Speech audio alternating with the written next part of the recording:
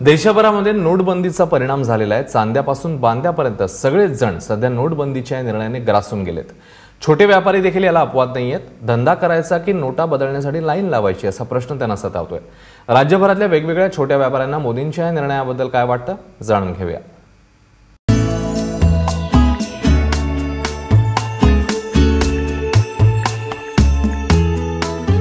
तुम्ही काय काम करता?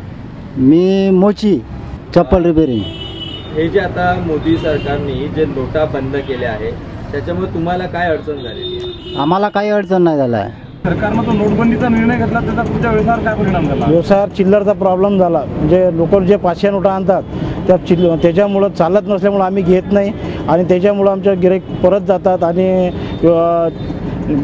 कुठे जमा करण्यासाठी तो म्हणजे व्यापाऱ्यांनाही दिला तरी तो नोट कोणी घ्यायला तयार नाही। फटका थोडा तर बसला आहे, कारण की थोडी एकमेकाला सपोर्ट करावं लागते, थोडी उधारी द्यावं लागते। उधारी त्याच्यामुळं उधार थोडं द्यावं लागतंय आम्हाला। दररोज म्हणजे लोक 2000 रुपयाची नोट घेऊन येणार, आणखी 100 रुपये 40-50 रुपये जास्तीत जास्त 100-150 रुपयाची भाजी घेतात।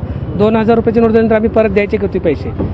जुन्या नोटा तरी 500 आणि 1000 रुपये घेत नाहीत, परत आमच्याकडे 500 आणि 1000 नोटा द्यायचाच प्रयत्न करतात। माल बघा तुम्ही किती माल पडलेला आहे, सीताफळ वगैरे हे असे तयार होऊन जातात, पण गिऱ्हाईक कमी आहे। काही लोक असे याची नोट काढतात, 500ची नोट काढतात। 500ची नोट आम्ही घेत नाही आणि 2000ची नोट काढली की 50 रुपयाची वस्तू घेतात। 50 रुपयाची वस्तू घेतल्यानंतर 1950 रुपये परत द्यायला आहे कोणाजवळ? पहिल्यांदा 50 रुपये 100 रुपये द्यायचे आपले होतेच किती 100-50 रुपये ते गिरायक होते। एक गिरायक पहिले आणत होतं 50ची 100ची नोट, तर आता 500ची 2000ची सांगायला कोणी।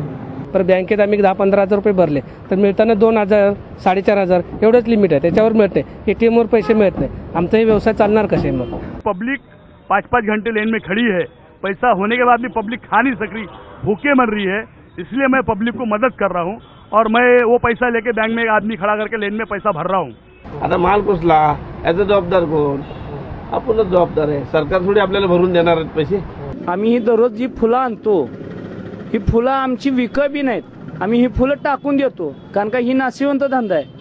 हे आम्हाला आजच विकावं लागतात। ही नाही विकले तर आम्ही काय करणार? हे आम्हाला टाकून देण्याशिवाय दुसरा मार्ग नाही।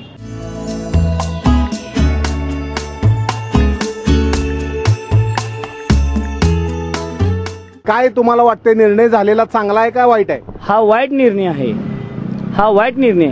आमच्या गोरगरिबाचा कुणीही या गोष्टीचा विचार केला नाही, शेतकऱ्या केला नाही, कुणीच जी सामान्य माणूस आहे त्याचा कोणीच विचार केला नाही। तुम्ही या निर्णयाबद्दल समाधानी आहात का? काय मत आहे तुमचं? समाधानी आहोत।